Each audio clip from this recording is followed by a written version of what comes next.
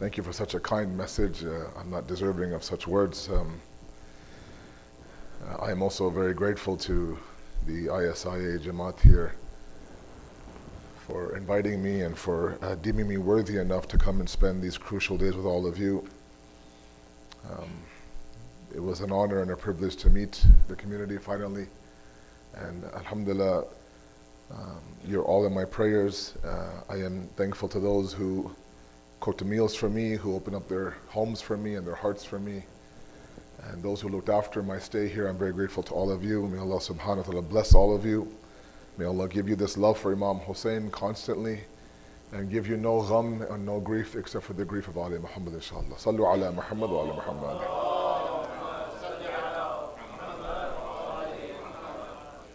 أعوذ بالله من الشيطان الرجيم بسم الله الرحمن الرحيم الحمد لله الذي لا يبلغ مدحته القائلون ولا يحصي نعماءه العادون ولا يؤدي حقه المجتهدون الذي لا يدركه بعد الحمم ولا يناله غوص الفطن ثم الصلاة والسلام على أشرف الأنبياء والمرسلين حبيب قلوبنا وطبيب نفوسنا وشفيع ذنوبنا سيدنا ومولانا أبي القاسم محمد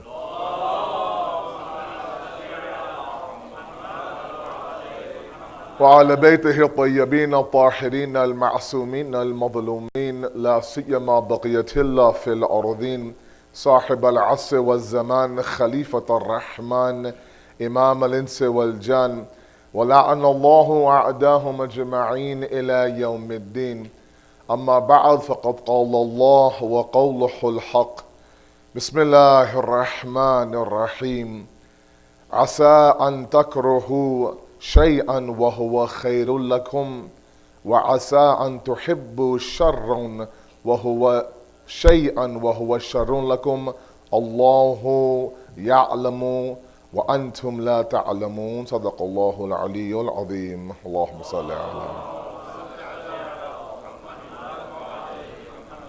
Stress management in Islam has been our ongoing topic. Tonight is lecture number 5. And as mentioned, tonight is the last lecture here at ISIA. I am speaking at Hussainia tomorrow, inshallah. And that will be my last lecture in Edmonton.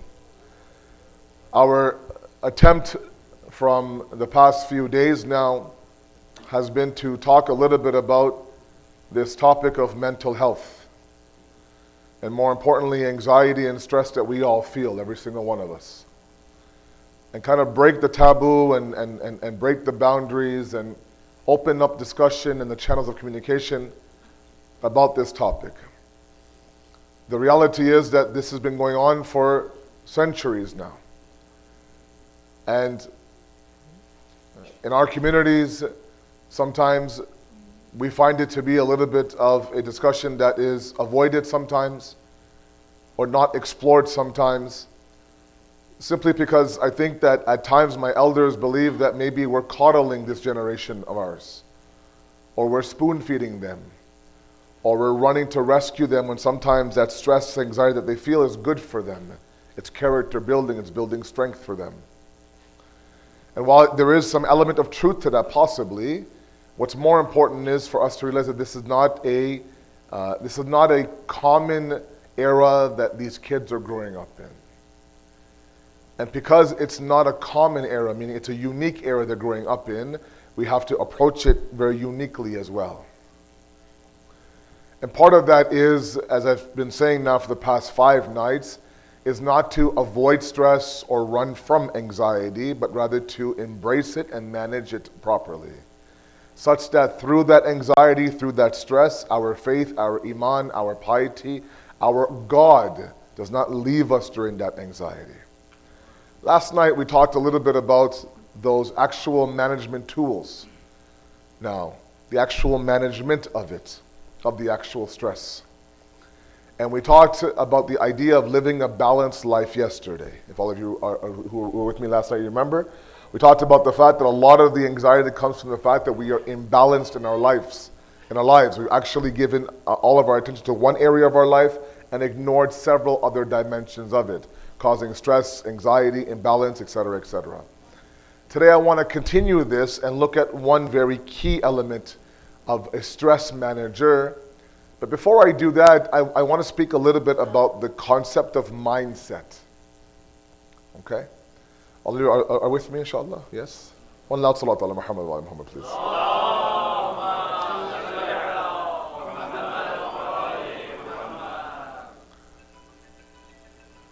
Sallu ala Muhammad wa ala Muhammad.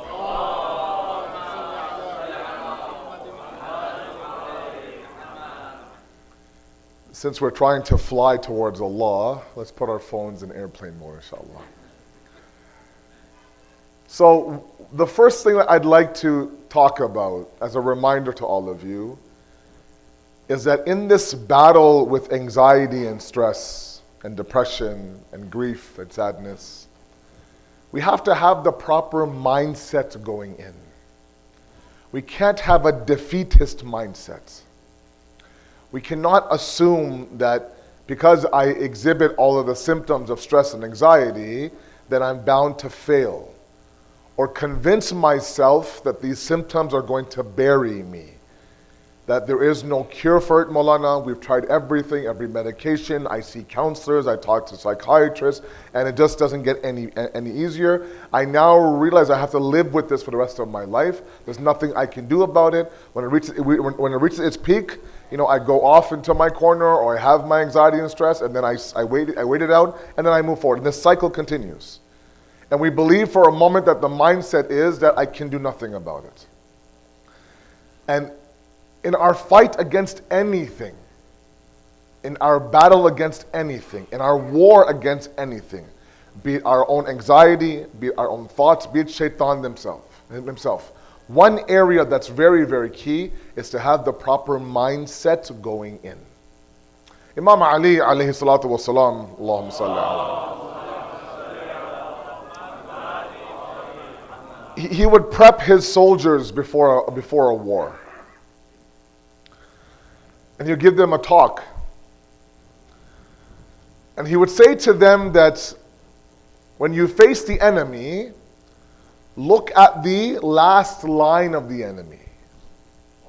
Because back then, the way the Arabs would fight each other was they would send, initially, you send your best three, we send our best three. And it should be one-on-one. Okay? And then the second line would be the second strongest, the third line would be, and so on and so forth. And line by line you would go. And that's how you would fight.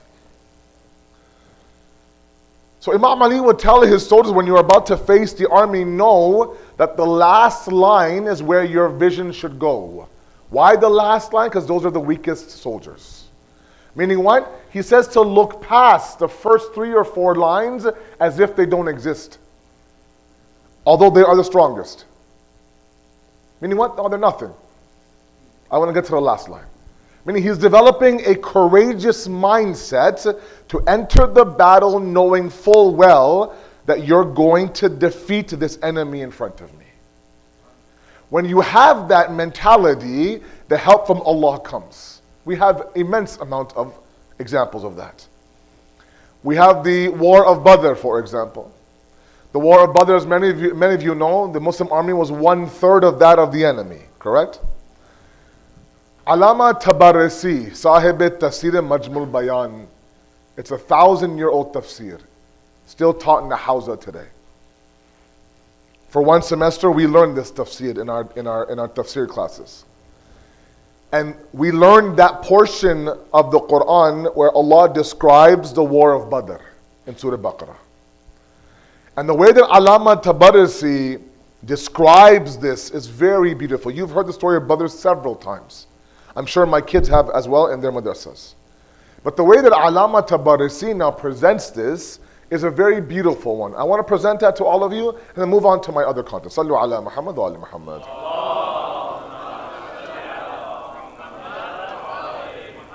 So very quickly he says that naturally there were 313 of the Muslim soldiers, and he would say almost 1,000 of the enemy soldiers. Okay?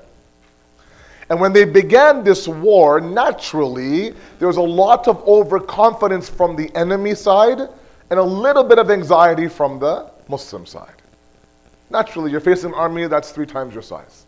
Or you're facing an army 1/3 of your size. So you feel overconfident that we got this quick war, we'll defeat them, we'll pick up the spoils of war, and we'll move on, and we'll destroy them. And yet somehow still the Muslims knew full well that I am to sacrifice and I am to fight for the sake of Allah subhanahu wa ta'ala. So the Prophet of Allah would prep them for this. Now, when the war began, Allama Tabarisi says, there was a sudden shift. And the shift was that as the Muslims were fighting, and they really, you have to be extremely courageous to go up against an army that's 3 times your size. Imagine if you are in a boxing match, and you're up against a heavyweight, like a 6'6" guy who's just built and cut and thick. And you're a small little scrawny, 200-pounder some odd. And you're supposed to go 5 rounds with this giant of a beast. You walk in nervous, and he walks in laughing at you. That's precisely the picture that Allama Tabarisi presents for the War of Badr. But he says that during the war, because these soldiers now entered the ring and entered the Maidan of the battle and entered the octagon, the entire shift now changed. The entire movement changed.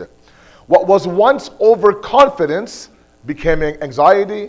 What was once anxiety became confidence. Literally to the point where he says that Allah subhanahu wa ta'ala placed this nur in the eyes of the Muslims such that in the beginning of the war, please follow me, in the beginning of the war, the army looked like, and it was 3 times our size, but during the middle of the war, they became 1/3 of our size. On the other side, inside the enemy now, Allah also changed their sight, their basira, their insight, how they could see things by looking at an army initially that was 1/3 their size, but now was what? 3 times their size. And the entire mentality and the attitude and the mindset changed. All because they were going towards an enemy knowing full well I have no other choice but to face this enemy head on. I'm not going to run from the enemy. I'm not going to hide. I'm not going to go off to the corner. No. This is the right cause. I'm making this fight. I'm going to make this fight proper. And because of that yaqeen, that submission, that complete and absolute iman in Islam and the Holy Prophet, Allah, as you know, sent angels down. And now the entire history of the War of Badr changed. And it was all based on mindsets. Walking into the battle thinking, you know what, I can defeat this enemy. And yes, there's bound to be scars. There's bound to be wounds. I tell my youth all the time, wherever I go, that your fight against shaitan is bound to be such that there'll be scars and and battle wounds on your body. You're going to trip and fall. You're going to have horrible days, horrible weeks sometimes. Shaitan gets the best of me sometimes. What do? The last thing you want to do is pack things up and say, I can't do it. Or you deny the progress of what you've done so far. I'll give you a very simple example. I talk about our camps, right? Every single year we take our camp. We take our kids up north to that camp every single year. And I remember specifically one year we were at an island for a campsite, a very beautiful campsite. And we were canoeing. And I want you to follow the example. We would start off at one area of the port, and we would go around the island and see who would make it back around the island the fastest. Okay? So I remember me now, true story. I remember I was in a boat with somebody else. We began canoeing. We got to about halfway around the island, and our boat flipped in the water. Okay? We had our life jackets on. It was funny, blah, blah, blah. People were laughing at me, whatever, Bade badtamiz bachche the back then, anyways. So what we did was we got out, me and my fellow boatsmen, and we picked up the water, we picked up the boat, we dumped the water, we reflipped the canoe, we got in, and we started off from where we flipped. Nobody ever told us because you flipped in the water, take your canoe all the way back to the starting line and start again. No. Because you flip does not mean that we ignore all the progress you did around the island. Sometimes my youth, they end up losing their battle against shaitan for that 1 hour, 1 minute, 1 day even. And they think all those tiny victories that I have done against shaitan, all of that is wiped out from the beginning. And that's not the case at all. The mindset is that you're going to go in and there's going to be battles, but I'm going to end up being the victor at the end. You ever watch these boxing matches back in the day? Or these UFC fights nowadays, if you're a UFC fan in the audience? After 5 rounds, 10 rounds, 12 rounds of a heavyweight battle inside the ring, inside the octagon, they interview the winner, correct? How do you feel? What was your strategy? Oh my God, you're a champion now. You look at him now, and one eye is bruised shut. Okay? There's blood all over him. He can barely speak. There's blood dripping out of his ear. And they're calling him the winner. And you wonder if this is the state of the winner, what does the loser look like? But he's the winner. And he's happy. He can barely smile. He sees out of one eye. He can't even put one word together. But he's ecstatic. He's the winner. And the only thing it shows us is that he was in a 5-round, 10-round, 12-round battle. I'll give you another example. Let's say, for example, sometimes, these war veterans come back home, right? From Iraq or Afghanistan or wherever they're from. They come back home. And you've seen this, right? Sometimes they surprise their families and, they have these reunions and they have these shows and he's back home. I want you to imagine for a moment that this war veteran who was stationed in Iraq, let's say, for many, many years, comes back home. Okay? They have a welcome home party for him. His family is there, his friends are there, his neighbors are there, everyone is there. Everyone's at the house and they're all welcoming him back from Iraq, let's say, or Afghanistan, or Syria, wherever he was stationed. And when everything's done, the dinner is done, they're sharing their cup of tea, they're dying to hear what? War stories. Tell us about stories from the front lines in Iraq. And this guy would go on about the fact that I was right in the trenches, I saw my men die, I saw explosions and blah, blah, blah. We were right there. I would drag the men from the battlefield. You're going on and on and on and on. And the people are looking at him and saying, this guy doesn't have a single scar on his body anywhere. Nothing.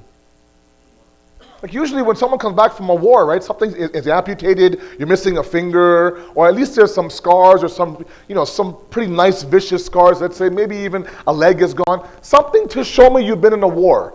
This guy, not even a pimple on his face. Nothing.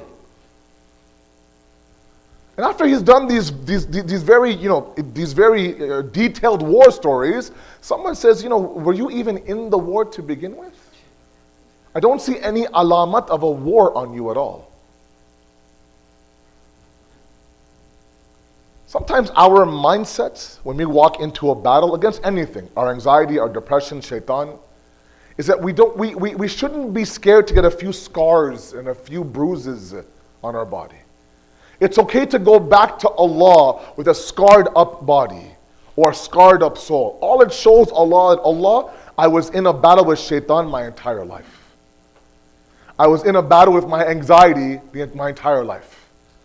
But at the end of the match, at the end of my life, I'm the one being raised as the winner. I mean, I'm being interviewed inside the ring. Not shaitan, not my anxiety, not my depression. That's right now knocked out in front of me. I'm the one who survived that battle. And I have the scars to prove it. That's why Allah, I said this in the very first, Allah subhanahu wa ta'ala is not after ismat from any of you. Sometimes I think it's an all or nothing mentality a lot of our youth have. The moment they have one bad week or one bad month, that's it. Let's pack up shop, forget Islam too hard. Let's go towards this easy freedom that I want. I can do what I want, eat what I want, love who I want. Because we think for a moment that Allah doesn't want to see scars on our body. No, not the case at all. Allah knows you'll fall and you'll trip and you'll sin and sometimes the nafs will get the best of you. Shaitan will get the best of you. But the idea is to get yourself back up, dust yourself off, and keep moving towards God. Imagine if you will now, you're coming limping towards God. Limping towards God. You're missing one arm. Your leg is completely broken. There's blood everywhere. Imagine the message you're sending God. That you were that obsessed with coming towards me that in har halat, every state, you'll come to me, doesn't matter what. Anybody else would have packed it in and gave up. It's all about the mindset, walking into facing whatever you're facing. That yes, some days it might get the best of me, but I'm not going to let it drown me. I'm going to get back up. I'm going to limp my way, but I'm limp my way towards my salvation, towards Allah.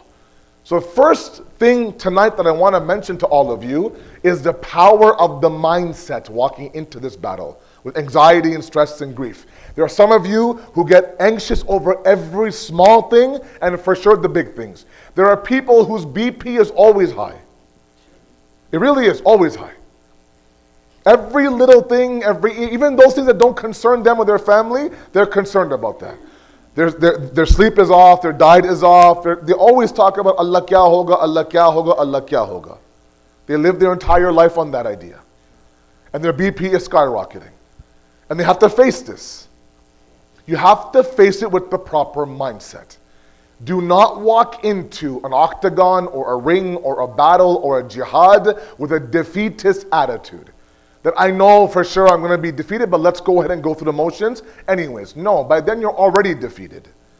You're already defeated. There's no point. You're going through the motions. You walk in with confidence. I'm going to face my anxiety. And yes, there'll be some scars. There'll be days where I am completely knocked down, locked down, leave me alone, shut my phone off, shut my lights off, lock my door, don't talk to me world. And those days will be there. But it's up to you now to pull yourself out of those days. There are moments to my youth where shaitan will get the best of you. And as you're sitting there on the ground, scarred and broken by shaitan, pick up the pieces and move towards Allah subhanahu wa ta'ala. And do it with the hopes that He can see the fact that He sees my struggle. Sallu ala Muhammad wa ala Muhammad.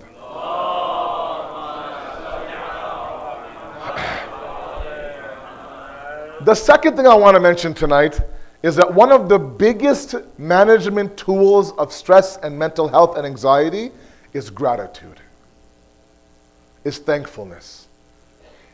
And now the Western world has kind of caught up on the idea of thankfulness.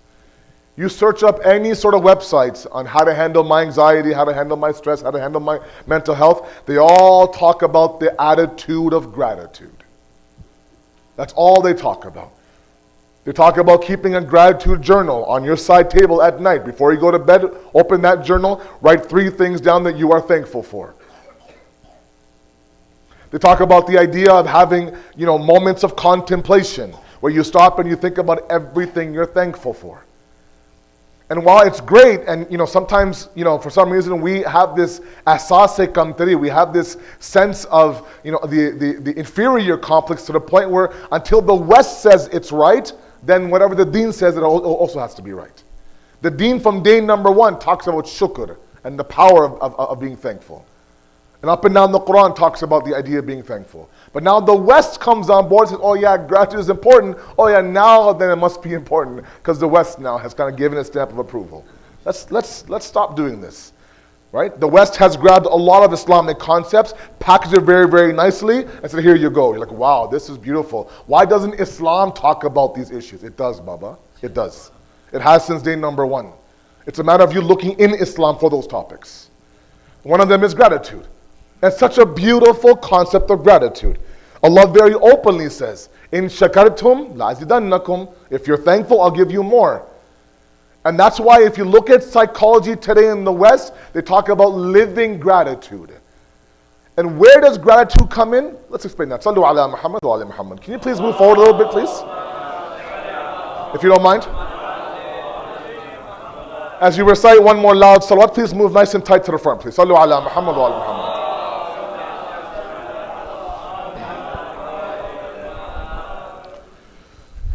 So nice to see so many of you on a Sunday night, mashallah, especially my youngsters. May Allah bless all of you, inshallah. Beautiful, beautiful faces. Nurani chehre. Sallu ala Muhammad wa ala Muhammad, please.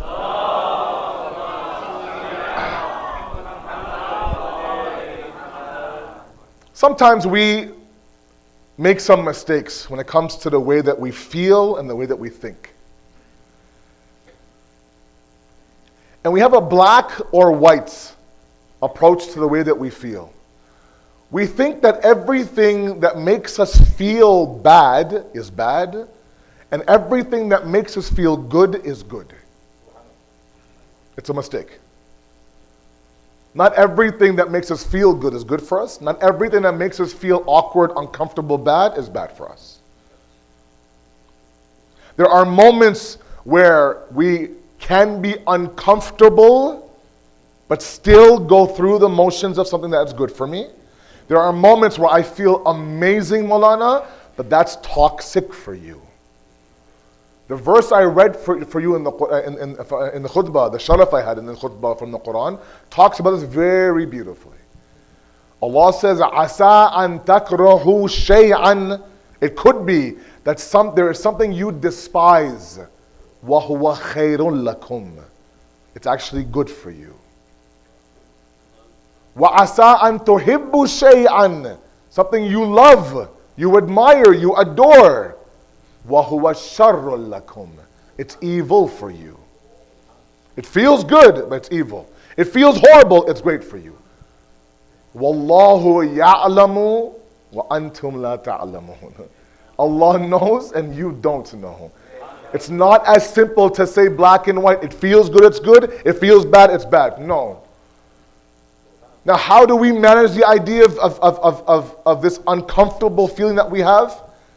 Because sometimes, what gratitude does, what being thankful does, is that it takes us from that airplane window I talked about yesterday, or the season of life I talked about yesterday, and gives it a rooftop view. I'll give you an example. Sometimes the source of our anxiety for our mothers sometimes are their children. Okay? We love our kids a lot, no doubt. But they are sometimes a source of stress and anxiety for me. Be it physical, I'm sleep deprived, I'm tired, I'm overwhelmed, or later on when they're teenagers, it's a mental anxiety. They don't listen, they're lying to me, they fell in love with the wrong person, they dropped out of school, blah, blah, blah, they're lazy, and you think about, I've been a horrible parent. Whatever the case may be, there's always anxiety happening. And you have this uncomfortable feeling about you as a parent. What thankfulness does is, it comes and says, fine, you're uncomfortable, that's okay. You can still be grateful while being uncomfortable. Sometimes we think that because I feel great, I can be thankful. The moment I feel horrible, I have no right to be thankful. No. The beauty of being thankful in Islam is that thankfulness, shukr guzari, is in every state of our life.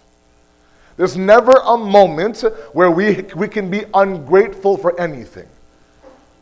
Because sometimes we stop and think, oh my God, these kids are driving me crazy. These kids are driving me crazy. I used to be this before I had kids. I was a master's. I was a CEO. I was an advisor or a director, blah, blah, blah. I had 1 kid, 2 kids, 3 kids in 4 years. And now I'm just stuck with diapers and vomit and mopping the floor.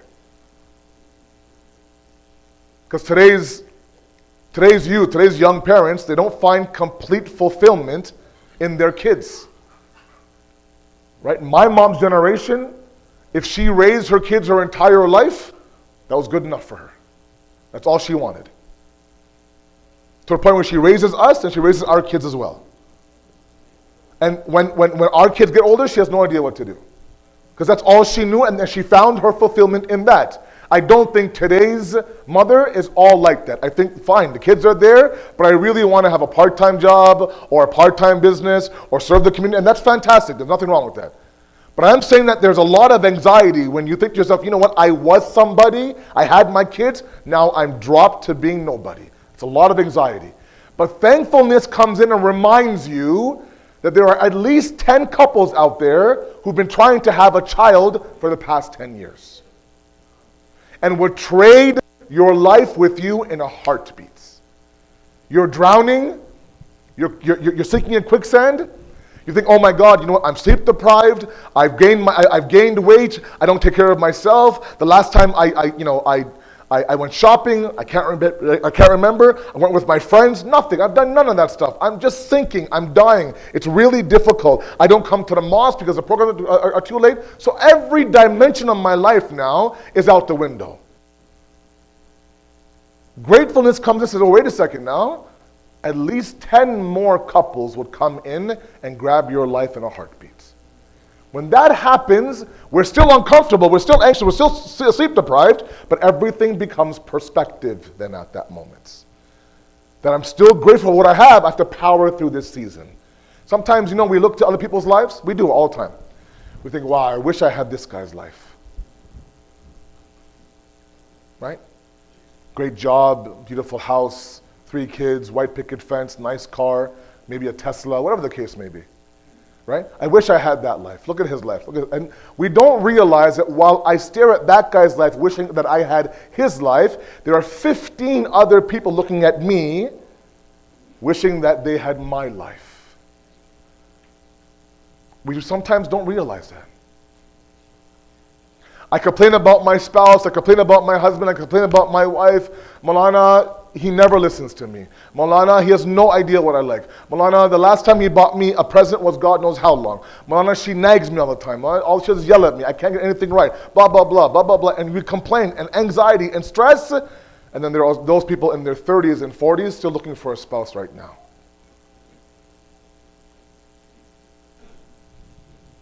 My parents stress me out, Maulana. My mom doesn't get me, my dad doesn't get me, they're always on my case about this, about that, about this, about that. And meanwhile, there's orphans inside of our community. Gratefulness allows you to be uncomfortable, but grateful at the exact same time. And it puts our season of life into a rooftop perspective, where I stop and I wonder, as they say, that I complained that I had no shoes, until I met a man who had no feet. It's all this idea of being grateful. Okay? So we understand the power of the attitude of gratitude, as they call it here. But where they talk about the idea of living gratitude is really where I want this point to come across. Sallu ala Muhammad wa ala Muhammad.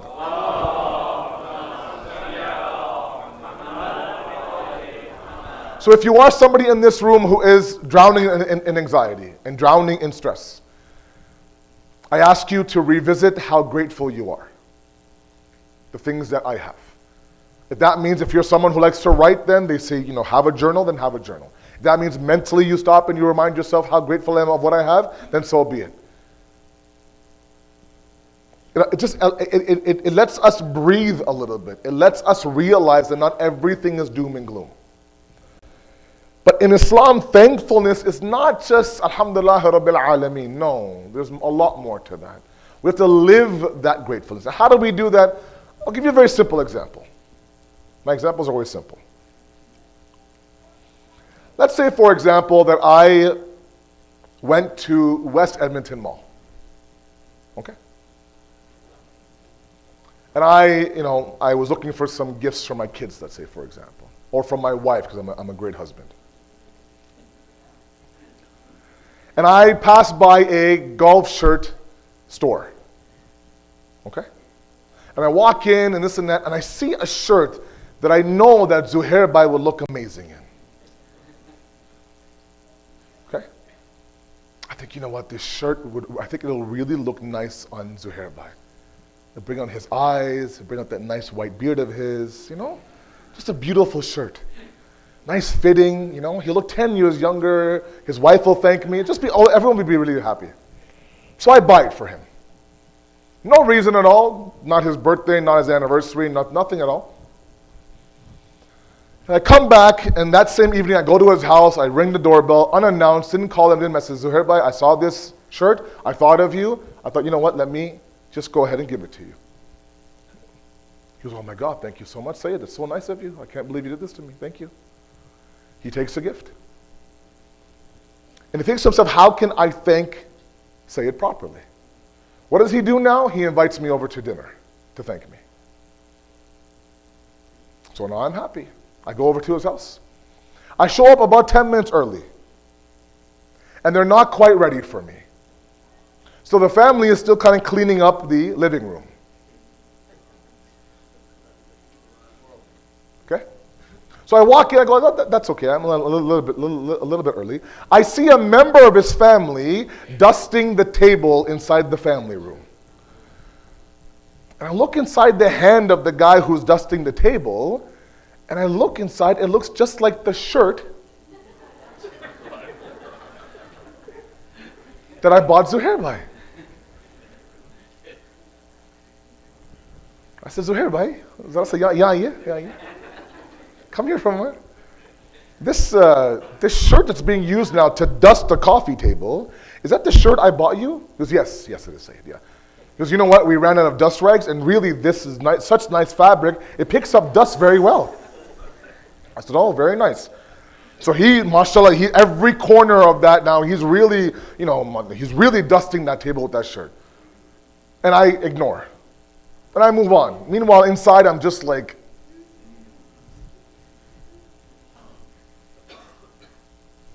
the week after, I go back to West Edmonton Mall. And I see a pair of pants that would match that shirt perfectly. But I don't buy it. Because I think, wait a second. I bought that shirt, and he reduced my gift to a dust rag. If anything, I should buy you a pack of J-cloths, right? The other example is that I give him the shirt. That same week, there's a nice jushin inside the center. The door opens. In walks Zuhair bhai wearing the shirt that I gave him. Oh, kya baat hai yaar. He looks beautiful. Kya fitting hai yaar. Beautiful, everything. Jawan, he looks as a strut in his step. He's looking around, pointing guns and hello and kissing babies. And there's a renewed confidence, right? It's a brand new shirt. I come, I hug him. I said, Zuhair bhai, you look amazing. He said, Sayyid, it's the best shirt I've ever had. He's happy, I'm happy. Now when I go back to West Edmonton Mall for the pair of pants, I buy him 2 pairs of pants. Because he used the gift for what it was meant to be used for. Thankfulness in Islam is precisely that. It's not a verbal thank. It's the idea of when Allah subhanahu wa ta'ala gives you something, you use it for what it was meant to be used for. Such that when Allah goes back to his mall of blessings and says, should I give Asad more ni'mat? Either he'll say yes or no, depending on how I use the previous ni'mats. Sometimes, we have this long delay in du'as. And people just don't understand it. It's been 1 year, 2 years now. Every Shab Qadr, I pray for this specific dua. There's no sign of any jawab. No sign of any reply. They start to question Allah and question the whole system of dua and this and that. Waste of my time, blah, blah, blah. What we don't realize is that sometimes Allah knows that if I grant you this dua, you'll use it incorrectly. If I add 1 more zero to your annual salary, I'll see you khilafis from the center. You won't come to the center. If I take off a zero from your salary, I won't see you at the center. If I grant you this person to marry, if I actually help in convincing your parents to marry this guy, this girl, I know your future with this guy isn't going to be very bright. So I delay the response to the dua until you understand it yourself. Or God forbids, God says, I'm not going to give you this because you didn't use the first blessing to begin with properly. So what do? The same tongue we have in our mouth, we use it for the Qasida of Ali Muhammad, for the Noha of Imam Hussain, and for Ghibat and Tuhmat. Allah gives us eyes, right? We go, we see the golden dome of Imam Hussain every Arba'in, but we also watch everything on Netflix.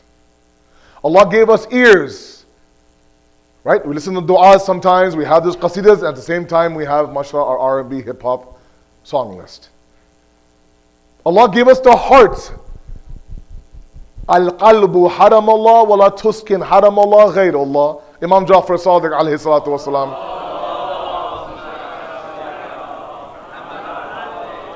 He says the sanctuary, the haram of Allah is the heart of the human being. Do not allow anything to reside in that haram except for Allah subhanahu wa ta'ala. In that heart was given to us to worship Allah subhanahu wa ta'ala. I talked about that in Hussaini on Friday.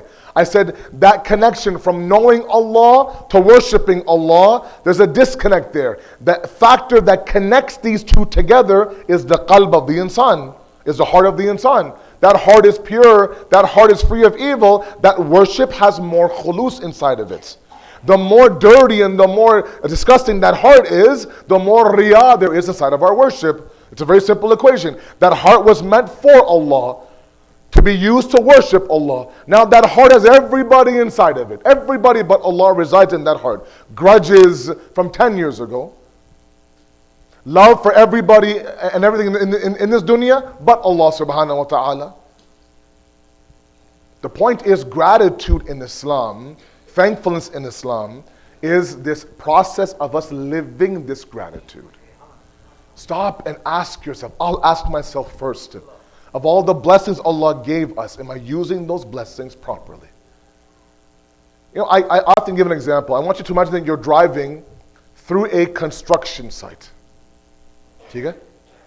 And every single window in your car, from the windshield to the passenger driver, has a very tiny, small hole inside of it.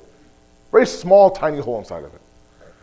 And you drive through a very, very huge construction site, such that there's smoke and there's dirt up and down the air. You drive through that car, what's going to happen? Inside the car gets dirty. Allah places tiny holes inside of our face as well, to connect us back to our command center, our soul. If we use those eyes to watch half the shows on Netflix of today, because there are some things you guys watch, Allahu Akbar. You guys should not be watching those at all. I could name you 10 shows, but I won't. Be very careful. I can literally tell by the way that a kid today walks and talks and speaks and the language he uses what he's watching on Netflix. I can tell by the way he dresses what music he listens to. I can tell all that. These are tiny holes. And you're walking through the dirt of this dunya. Be very careful what you attract, such that your soul becomes, your qalb becomes dirty inside of you. Right? Have a filter. That's why Imam Ali says to stand at the heart of the door of your heart, and don't let anybody and everybody inside. Because this heart is made for Allah. Imagine now, if Allah walks into your heart and says, oh my God, there's a lot of people in this heart right now. There's no room for me. He'll grab his suitcase and he'll leave. We have to live gratitude. When we live gratitude, anxiety and stress become a little bit more bearable. Because remember, thankfulness is also a tool and an avenue towards tawheed of Allah subhanahu wa ta'ala. Let me explain this to you. Sallu ala Muhammad wa ala Muhammad, please.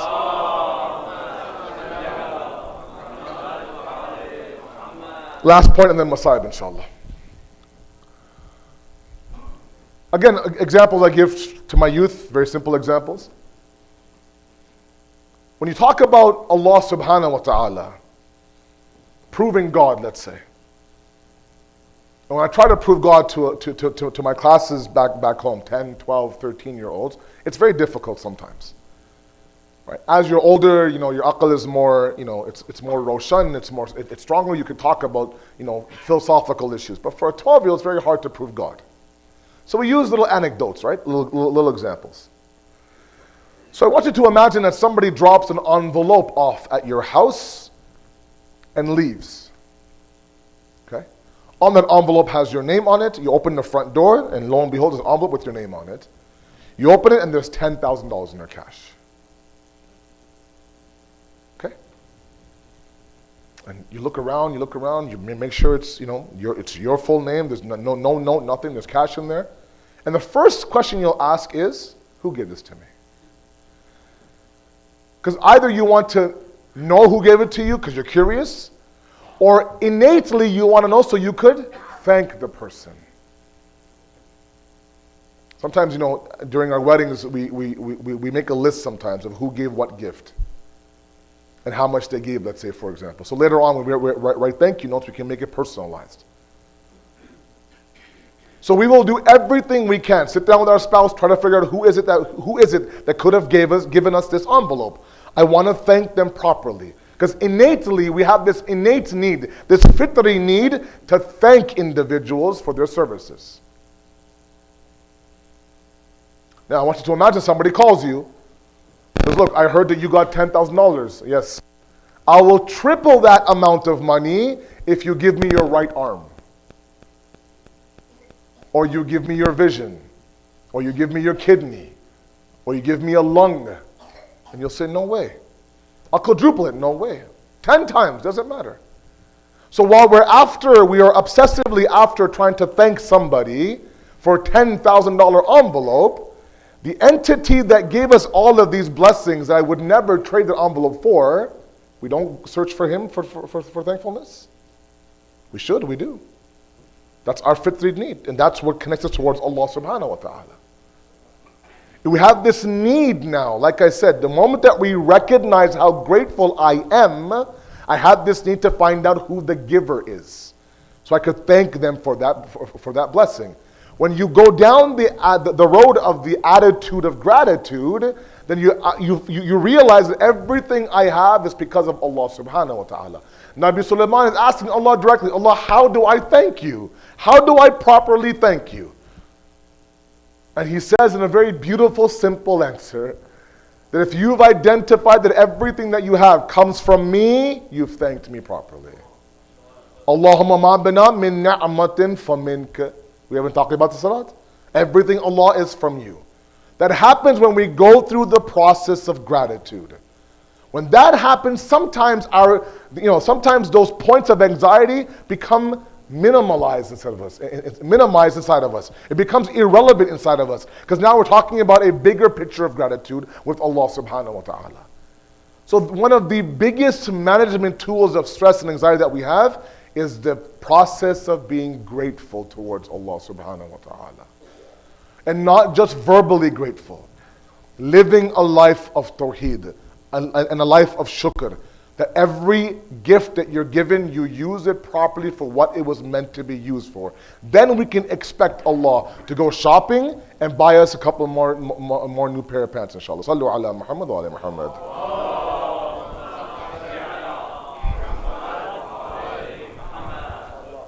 And you look at this process inside Karbala.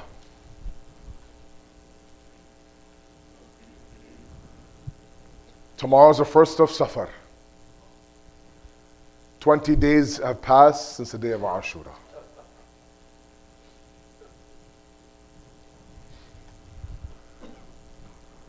You know, we lose our loved ones. We lose one member of our household.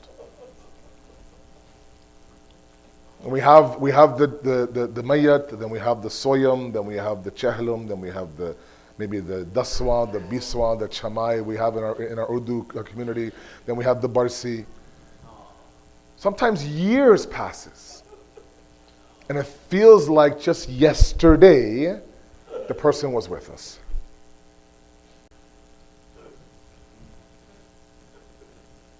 "20 days is nothing." And this is after we are able to what? We're able to properly grieve for our loved ones. There's nobody who's whipping us as we cry for our loved ones. We have the support of the entire community. Every single night someone comes to our house for Pursa. Think about 20 days after, if you ever lost somebody very near and dear to you, 20 days after that funeral, after the day of their death, how much support do you have around you? Now you come and you ask Imam Sajjad alayhi salatu wasalam.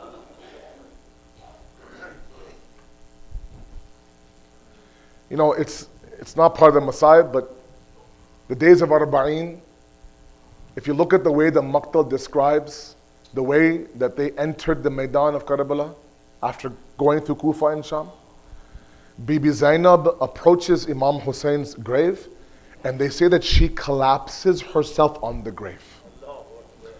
And she cries and she actually expresses her joy and contentment.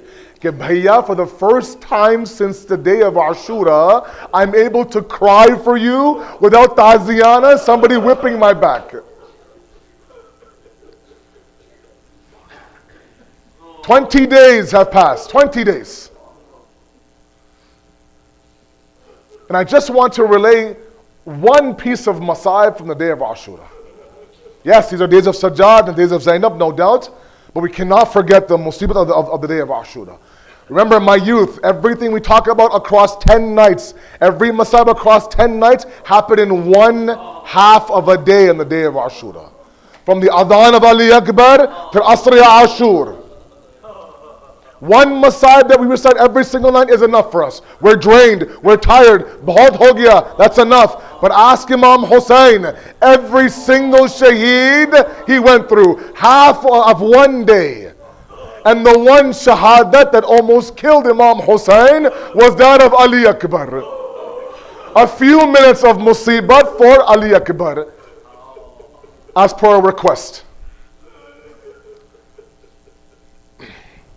Sheikh Alama Naini narrates that one day I read the musibat of Karbala, and standing in front of me in my dream that night was Abu Abdullah al-Hussein, covered from head to toe in arrows. The next, didn't say a word, the dream was over. The next night I read another musibat, and that same night Imam Hussain stood there in front of me, and this time every arrow was out of his body except for two. He says, Mawla, last night you were covered in arrows. Tonight there's two arrows. He says, Naini, every single time one of my Shi'as cry for me and my Ashab, they take out an arrow of my body. But what about these two arrows? He says, Naini, no matter how much anyone cries, these two arrows will always remain. One is the Chadar of Zainab, the other is Ali Akbar. Ali Akbar approaches Imam Hussain, Baba, give me ijazat. The Bani Hashim are gone, the Ashab are gone. Give me ijazat. Imam Hussain immediately gives him ijazat. Before you go, Ali Akbar, go and say Al-Wida and Khudafiz to your puppy Zainab. Ali Akbar enters the khayma where the women are. The Ravi say that the khayma opened and closed several times. That no matter how many times Ali Akbar tried to leave the khayma, somebody else will pull him back. That where are you going? If we wanted to do ziyarat of Rasulullah, we look to your face. Ali Akbar comes out from the khayma of the women.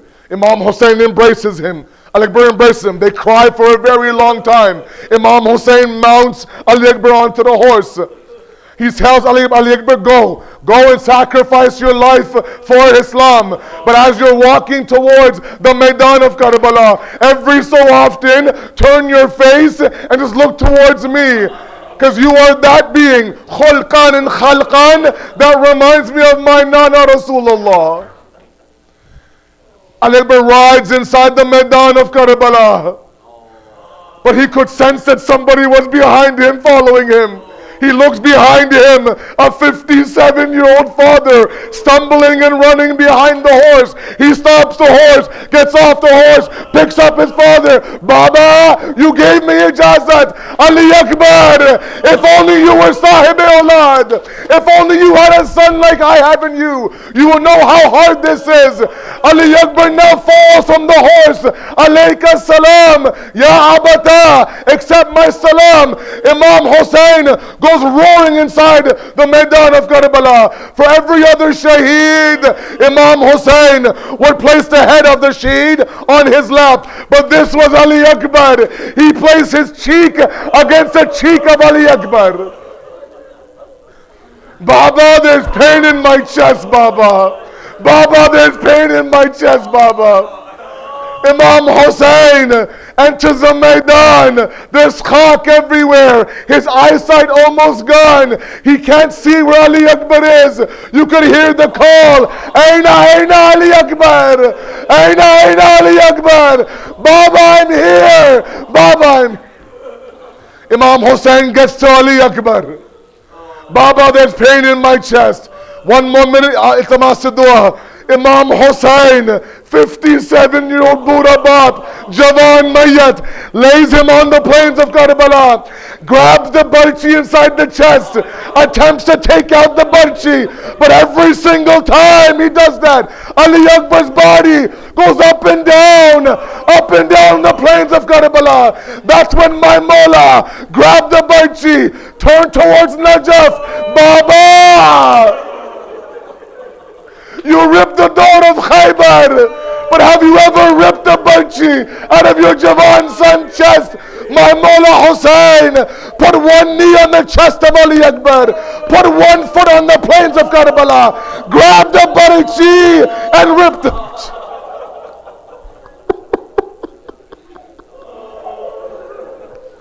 Matam Hussain, Ya Hussain.